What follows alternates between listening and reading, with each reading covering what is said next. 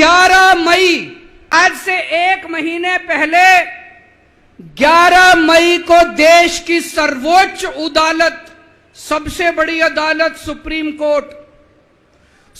Court की भी constitution bench, उसने आदेश पारित किया दिल्ली के लोगों के हक में।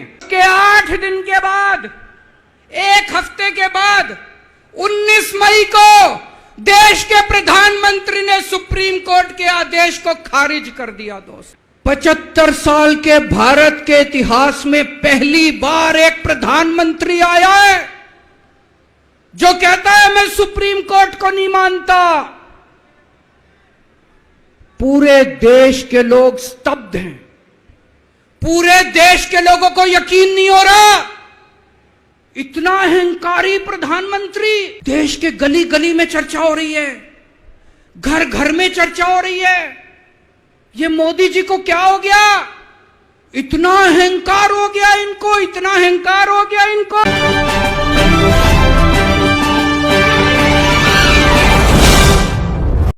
आपके बीच में हाजिर अजीज दिल्ली के लोकप्रिय मुख्यमंत्री अरविंद केजरीवाल जी और पंजाब के लोकप्रिय मुख्यमंत्री भगवंत मान जी, आपके बीच में जोरदार तालियों से स्वागत कीजिए। हिंदुस्तान के दिल की धड़कन, दिल्ली के मुख्यमंत्री, पंजाब के मुख्यमंत्री आपके बीच में है। एक्टिव इंडिया में आपका हार्दिक स्वागत है। मैं शंकर धीमा। आज दिल्ली के रामलीला मैदान में आम आदमी पार्टी की एक ऐतिहासिक रैली हुई। करीब 1 लाख से भी ज़्यादा लोगों ने बढ़ चढ़कर भाग लिया। दिल्ली से ही नहीं, पंजाब, हरियाणा और राजस्थान से भी कार्यकर्ता वहाँ पर पहुँचे। मुख्य रूप से दिल्ली के मुख्यमंत्री अरविंद केजरीवाल, पंजाब के मुख्यमंत्री सरदार भगवंत मान और पूरी कैबिनेट दिल्ली की वहाँ पर पहुँची। पूर्व सांसद कपिल सिब्बल भी वहाँ पहुँचे।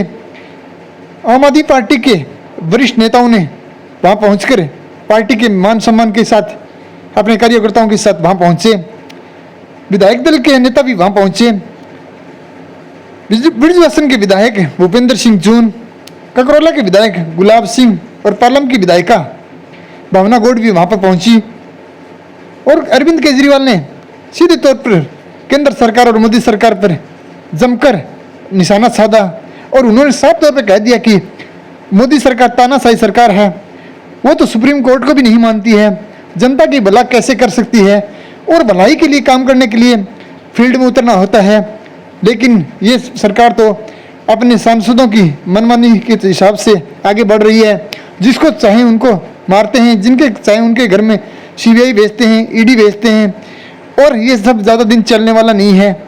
विपक्षी इन्होंने कमर तोड़ने का काम किया है, लेकिन विपक्ष एक बार फिर से उठेगा और आने वाले समय में 2024 के चुनाव में मोदी सरकार को उखाड़ कर फेंक देगा। तानाशाह बनने के लिए आपको जो जनता ने समर्थन दिया उसका आप दुरुपयोग करोगे तो यही जनता आपको उखाड़ कर भी फेंक देगी।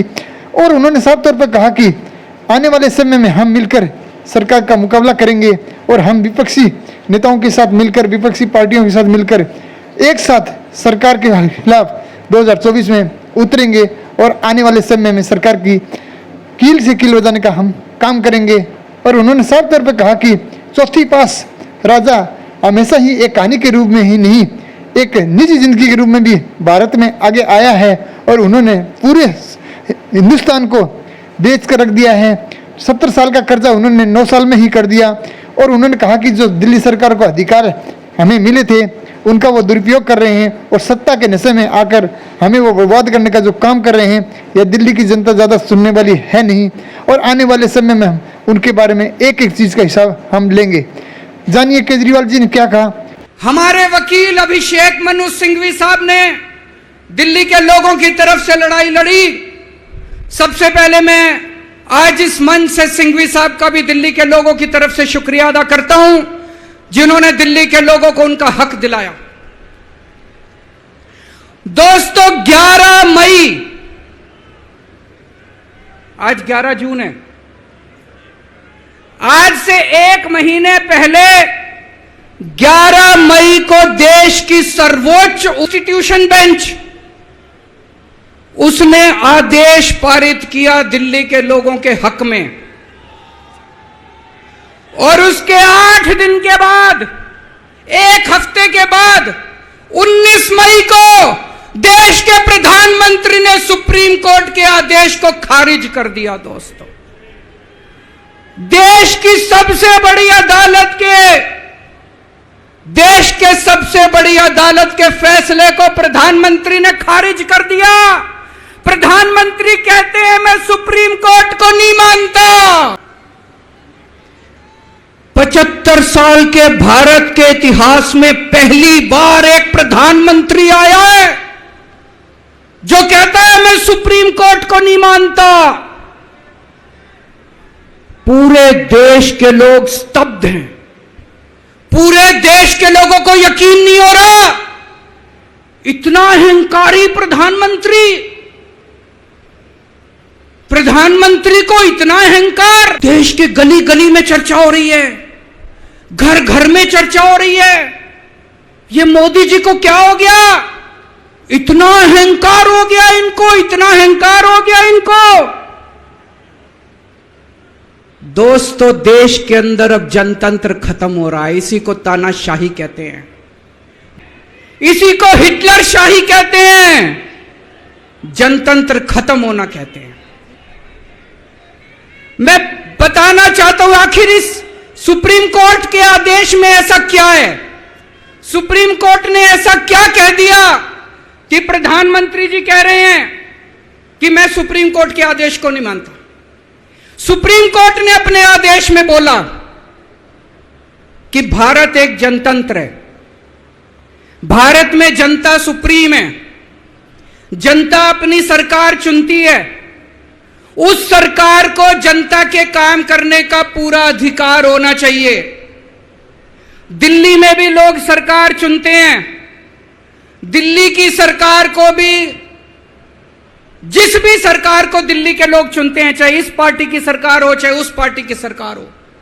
सुप्रीम कोर्ट ने कहा कि जो भी सरकार दिल्ली के लोग चुनते हैं, जनता सुप्रीम है, दिल्ली की जनता सुप्रीम है, उस सरकार को काम करने का अधिकार होना चाहिए। मैं आपसे पूछना चाहता हूं, क्या सुप्रीम कोर्ट ने गलत बोला? क्या प्रधानमंत्री को सुप्रीम कोर्ट का आदेश मानना चाहिए? मोदी जी कहते हैं मैं सुप्रीम कोर्ट का आदेश नहीं मानता। मोदी जी ने अध्यादेश पारित कर दिया और सुप्रीम कोर्ट के आदेश को खारिज कर दिया। मोदी जी का अध्यादेश क्या कहता है? प्रधानमंत्री जी ने यह जो अध्यादेश पारित किया, यह क्या कहता है? मोदी जी का अध्यादेश कहता है कि अब दिल्ली के अंदर जनतंत्र नहीं होगा, अब दिल्ली के अंदर तानाशाही चलेगी, अब दिल्ली के अंदर जनता सुप्रीम नहीं है, अब दिल्ली के अंदर एलजी सुप्रीम होगा। अब दिल्ली के अंदर चाहे जनता जिसको मर्जी वोट दे, चाहे जनता जिसकी मर्जी सरकार बनाए, प्रधानमंत्री जी कहते हैं सरकार तो मैं ही चलाऊंगा, मेरी तानाशाही चलेगी। अब जनता सुप्रीम नहीं है, जनता की नहीं चलेगी, जनता की सरकार की नहीं चलेगी। प्रधानमंत्री जी कहते हैं एलजी के जरिए मैं सरकार चलाऊंगा। 26 जनवरी 1950 को हमारे देश का संविधान लागू हुआ। बाबा साहब अंबेडकर ने संविधान बनाया। बाबा साहब अंबेडकर ने अपने संविधान में लिखा कि इस देश के अंदर जनतंत्र होगा, जनता सुप्रीम होगी। आज प्रधानमंत्री जी ने भारत के संविधान के परखच्चे उड़ा दिए। प्रधानमंत्री जी ने भारत का संविधान बदल दिया। प्रधानमंत्री जी कहते हैं अब जनता सुप्रीम नहीं होगी, अब एलजी सुप्रीम होगा। जनता सुप्रीम नहीं होगी, अब प्रधानमंत्री सुप्रीम होगा। प्रधानमंत्री जी कहते हैं अब दिल्ली की जनता की वोट की कोई कीमत नहीं होगी। यह तो सरासर अपमान है दिल्ली के लोगों का। प्रधानमंत्री जी कहते हैं दिल्ली की जनता जिसको मर्जी वोट दे, उस वोट की कोई कीमत नहीं है। दोस्तों, ये बीजेपी वाले रोज मेरा अपमान करते हैं, मेरे को गालियां देते हैं, गंदी गंदी गालियां देते हैं। मेरे को अपने मान और अपमान की कोई चिंता नहीं है। मैं कोई परवाह नहीं करता, मैं इनको वापस गाली नहीं देता, मेरे को गाली गलौज नहीं करनी आती, मेरे संस्कार नहीं सिखाते, मैं 24 घंटे अपने काम में व्यस्त रहता हूं, मेरे को काम से मतलब है। आप लोगों ने मेरे को इतना मौका दिया, इतनी जिम्मेदारी है, 24 घंटे काम करता हूं। ये लोग मेरे को जितनी मर्जी गाली दे लें, लेकिन इस बार इन लोगों ने आपका अपमान किया है, आपकी वोट की कीमत, आपका वोट का अपमान किया है। यह मैं बर्दाश्त नहीं कर सकता, आपके अपमान को मैं बर्दाश्त नहीं कर सकता, इसको किसी हालत में नहीं होने देंगे। दिल्ली के लोगों के वोट का जो इन्होंने अपमान किया है, मोदी जी ने तमाचा मारा है दिल्ली के लोगों को, इसको बर्दाश्त नहीं कर सकते। इसको ठीक करा के रहेंगे, इस अध्यादेश को खारिज करा के रहेंगे, सुप्रीम कोर्ट के आदेश को पालन करा के रहेंगे। करेंगे कि नहीं करेंगे?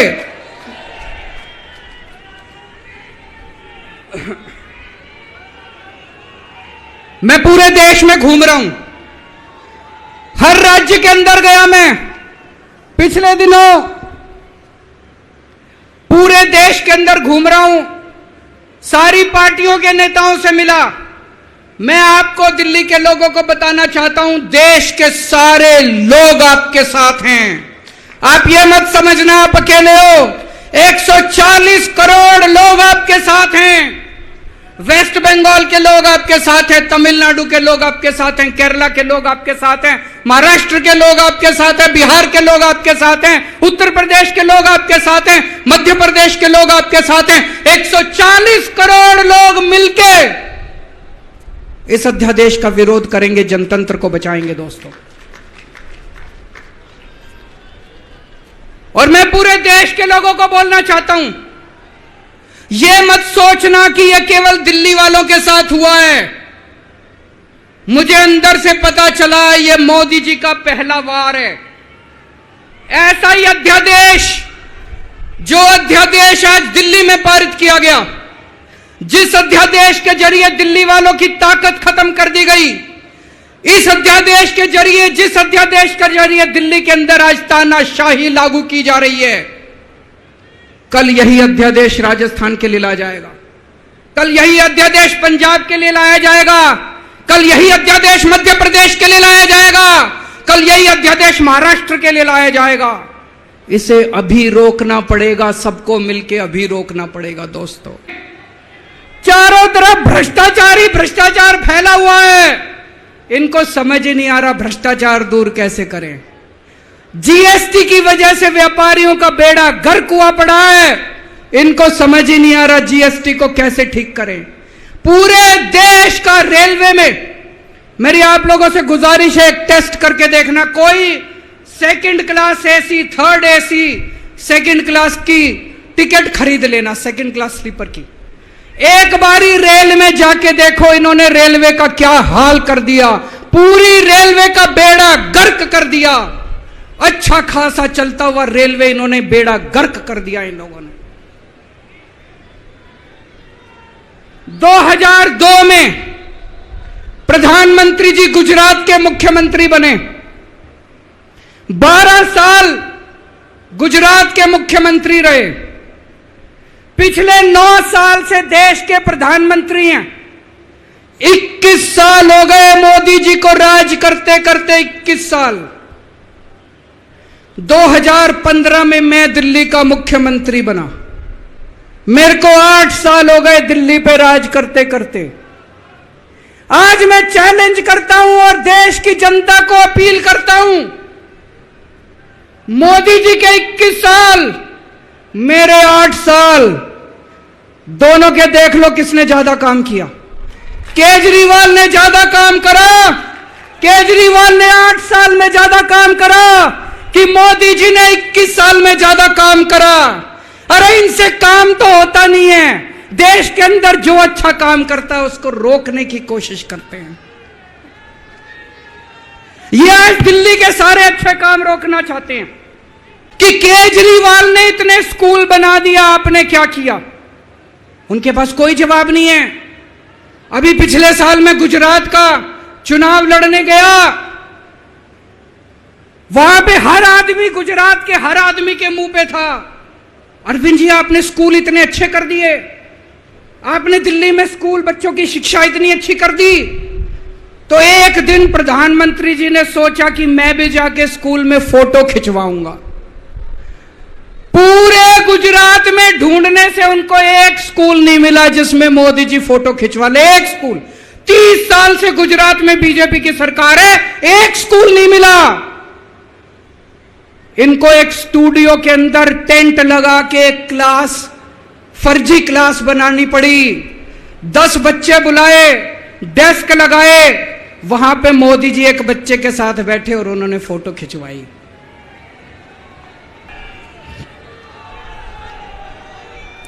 और अंत में मैं आपको एक कहानी सुनाना चाहता हूं। चौथी पास राजा, किस किसने सुनी है ये कहानी? इस कहानी का महात्म्य है कि इस कहानी को जितनी बार सुनोगे, जितनी बार सुनाओगे, उतनी भगवान की कृपा आपके परिवार के ऊपर बरसेगी। इस कहानी का जितना प्रचार प्रसार करोगे, उतना देश की तरक्की होगी, उतना समाज की तरक्की होगी।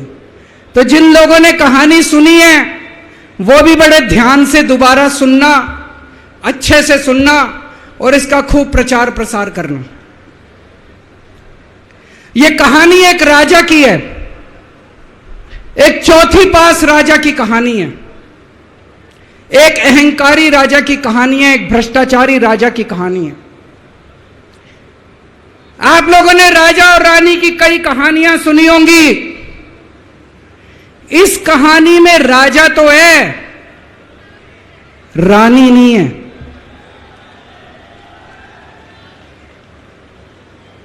तो एक महान देश था, कई हजार साल पुराना देश।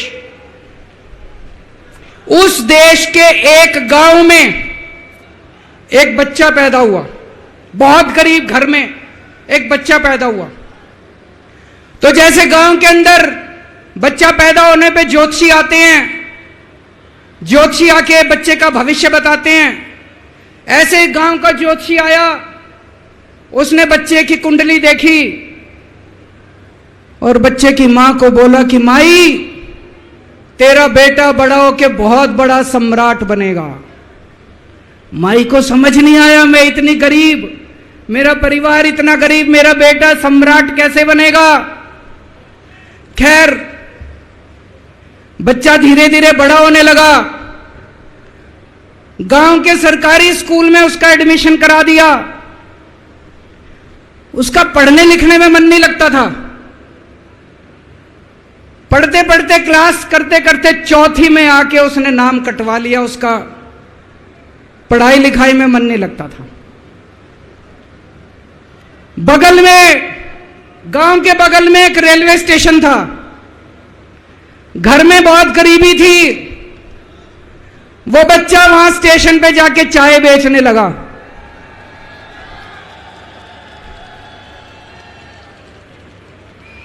चाय बेच के अपना गुजारा करता था। वो भाषण बहुत अच्छा देता था, बचपन से ही बड़ा अच्छा भाषण देता था। गांव के लड़कों को इकट्ठा कर लेता और भाषण देना चालू करता। धीरे धीरे आसपास के गांव में फैल गया कि यह बच्चा भाषण बड़े अच्छे देता है।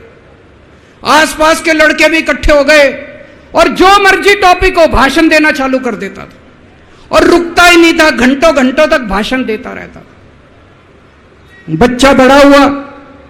ज्योतिषी ने कहा था बड़ा होके बच्चा उस महान देश का सम्राट बन गया। लेकिन राजा तो अनपढ़ था, उसे तो कुछ आता नहीं था। अफसर आते, उस अनपढ़ राजा से जहां मर्जी साइन करा लेते, जहां मर्जी जो मर्जी साइन करा लेते। वो राजा अनपढ़ था, उसे लगता था मैं अगर अफसरों से पूछूंगा तो मेरी कमजोरी सबके सामने प्रकट हो जाएगी। अफसरों को लगेगा मेरे को कुछ आता नहीं है। अफसर जो मर्जी लेके आते थे वहां साइन कर देता था। वो धीरे धीरे पूरे देश के अंदर फैल गया कि राजा अनपढ़ है, राजा अनपढ़ है। राजा को बड़ा बुरा लगने लगा। तो राजा ने कहीं से एक फर्जी डिग्री का जुगाड़ कर लिया, एक फर्जी डिग्री का जुगाड़ कर लिया, एमए की डिग्री का। और राजा बोला मैं एमए हूं, पर सच्चाई तो पूरे देश को पता थी, राजा तो अनपढ़ था। धीरे धीरे राजा अहंकारी भी होता गया, अहंकारी राजा और ऊपर से अनपढ़। जो मर्जी उस राजा के पास जाता और राजा से कुछ भी पास करा के ले आता। एक बार कुछ लोग गए राजा को, बोले जी नोटबंदी कर दो, नोटबंदी करने से भ्रष्टाचार खत्म हो जाएगा, आतंकवाद खत्म हो जाएगा। राजा को कुछ समझ नहीं आया, राजा की खूब चमची मारी उन्होंने। राजा ने एक दिन शाम को टीवी पे आके 8 बजे नोटबंदी कर दी। पूरे देश का बेड़ा गर्क हो गया दोस्तों। लंबी लंबी बैंकों के सामने लाइनें लग गई, कई लोग मर गए, दुकानें बंद हो गई, रोजगार बंद हो गए, बड़ी बड़ी इंडस्ट्री बंद हो गई, पूरे देश का बेड़ा गर्क हो गया। फिर एक दिन कोई आके बोला जी 2000 का नोट ले आओ। राजा 2000 का नोट ले आया। 4 साल बाद कुछ लोग आके बोले जी 2000 का नोट बंद कर दो। राजा ने 2000 का नोट बंद कर दिया। राजा को अक्ल तो थी नहीं, बेवकूफ था, अनपढ़ था। कभी 2000 का नोट चालू करता था, कभी 2000 का नोट बंद करता था। एक बार कुछ लोग आके बोले जी ये किसानों के कानून बना दो, इस कानून से किसानों का भला होगा। राजा ने कानून बना दिए, पूरे देश के किसान सड़कों पे उतर आए। 750 किसान मर गए आंदोलन में, और 1 साल के बाद राजा को वो तीनों कानून वापस लेने पड़े। एक बार उस देश के अंदर बहुत बड़ी महामारी फैल गई, चारों तरफ महामारी फैल गई, लोग मरने लगे। किसने आके बोला जी थाली बजवाओ तो देश ठीक हो जाएगा। तो राजा ने पूरे देश में थाली और चम्मच बजवा दिए। महामारी तो नहीं बची, महामारी तो फैली रही। किसी ने आके कहा जी डॉक्टरों की जरूरत पड़ेगी, दवाइयों की जरूरत पड़ेगी, इंजेक्शन की जरूरत पड़ेगी, तब महामारी रुकेगी। राजा अपने दोस्तों का बड़ा ख्याल रखता था। उसके दोस्त थे। एक दोस्त ने 10,000 करोड़ रुपए चोरी कर लिए, राजा ने उसको देश से भगा दिया। दूसरे दोस्त ने 20,000 करोड़ चोरी कर लिए, राजा ने उसको भी देश से भगा दिया। पर एक दोस्त ऐसा था जिससे राजा की ज्यादा ही दोस्ती थी। कौन था? उसको उन्होंने सारे एयरपोर्ट बेच दिए, सारे जहाज बेच दिए, सारे सीपोर्ट बेच दिए, उन्होंने आसमान बेच दिया, जमीन बेच दी राजा ने, खदानें बेच दी। उस दोस्त पे राजा मेहरबान था। राजा का एक और दोस्त था। वो दोस्त इतना गंदा था कि उसने कुछ अंतर्राष्ट्रीय खिलाड़ी महिलाओं के साथ बदतमीजी करी, लेकिन राजा ने दोस्ती नहीं छोड़ी। मजाल जो उस दोस्त के ऊपर कोई आंच आ जाए, राजा उस दोस्त के साथ खड़ा रहा, लेकिन उसने खिलाड़ियों का सुना। राजा का एक और दोस्त था। उस दोस्त ने किसानों के ऊपर गाड़ी चढ़ा दी, रौंद दिया, कुचल दिया किसानों को। राजा ने अपनी दोस्ती नहीं छोड़ी। इस बात पे तो दाद देनी पड़ेगी कि राजा दोस्तबाज था, 1 नंबर का दोस्तबाज था। चारों तरफ अत्याचार हो गया, चारों तरफ देश के अंदर इनके अपने लोग जो थे वो बलात्कार करने लगे, गलत काम करने लगे, हाहाकार मच गया। जो राजा के खिलाफ बोलता, राजा उसको पकड़ के जेल में डाल देता। एक दिन एक पत्रकार ने कार्टून बना दिया राजा के खिलाफ, उस पत्रकार को उठा के जेल में डाल दिया। एक दिन एक किसी पत्रकार ने उनके खिलाफ कुछ लिख दिया, उसको पकड़ के जेल में डाल दिया। जो राजा के खिलाफ बोले उसका बेड़ा गर्क। कोई जज अगर उस राजा के खिलाफ ऑर्डर करता था, राजा उसको बख्शता नहीं था। चारों तरफ अत्याचार, महंगाई, बेरोजगारी। ऊपर आसमान में देवता ये सब देख रहे थे कि पृथ्वी के ऊपर कितना घनघोर अत्याचार हो रहा है। सारे देवता इकट्ठे हुए, देवताओं ने मीटिंग करी, सारे देवता मिलकर शिवजी महाराज जी के पास गए और कहा, महाराज कुछ करो, पृथ्वी के ऊपर अन्याय हो गया, अत्याचार हो गया, चारों तरफ बलात्कार, चारों तरफ हाहाकार मचा हुआ है, जनता परेशान हो रही है। पृथ्वी जी, शिवजी महाराज जी ने अपनी तीसरी आंख खोली और दोस्तों यहां प्रचंड पृथ्वी के ऊपर अजीब अजीब घटनाएं घटने लगी। उज्जैन के अंदर महाकाल की 6 सप्तऋषियों की बड़ी बड़ी 10 फुटा भारी भारी मूर्तियां थी। एक दिन बारिश और तूफान आया और 6 की 6 मूर्तियां टूट गई। लोगों ने कहा बड़ा अपशकुन हो रहा है, बड़ा अपशकुन हो रहा है। एक दिन एक ट्रेन एक्सीडेंट हो गया, 250 से ज्यादा लोगों की मौत हो गई। लोगों ने कहा बड़ा अपशकुन हो रहा है। और एक दिन घनघोर बारिश आई, तूफान आया, ऊपर से आकाशवाणी हुई, सारे देश की जनता को भगवान ने कहा कि आप महान देश के लोग हो, क्या कर रहे हो, उठो, खड़े हो जाओ और इस अहंकारी राजा के खिलाफ सब लोग मिलकर आवाज उठाओ। भगवान आपके साथ है। और उसके बाद दोस्तों सोई हुई जनता जाग गई और 1 साल के अंदर उस अहंकारी राजा का राजपाट जनता ने उखाड़ के फेंक दिया। और उसके बाद वो महान देश दिन दूनी रात चौगुनी प्रगति करने लगा। ये कहानी बड़ी पवित्र कहानी है।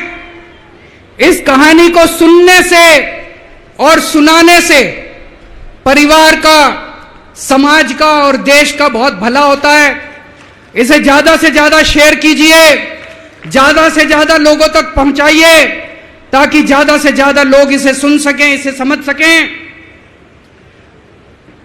अंत में आपसे एक ही विनती है, अगली बार वोट डालने जाओ तो ऐसे आदमी को वोट डालना, ऐसे आदमी को प्रधानमंत्री बनाना जो कम से कम इतनी तो समझ रखता हो कि 2000 का नोट कैंसिल करना है कि चालू करना है।